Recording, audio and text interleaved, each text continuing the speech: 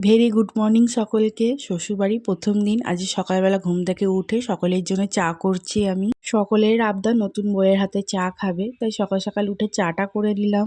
চাটা তৈরি হয়ে গেছে আর বিস্কুট নিয়ে বসে আছি সবাই চা খাবে বলে।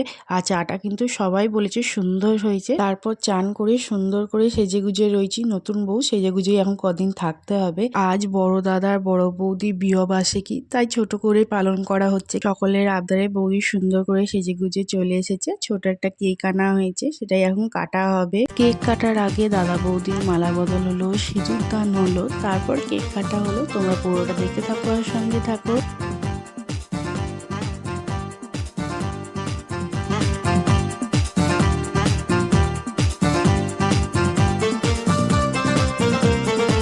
কেক কাটার পর দাদা বৌদি দুজনকে কেক খাইয়ে দিল, আমাদেরও কেক দিয়েছিল। এইভাবেই আজকের দিনটা কাটলো। তোমাদের কেমন লাগলো ভিডিওটা কমেন্টে জানিয়ে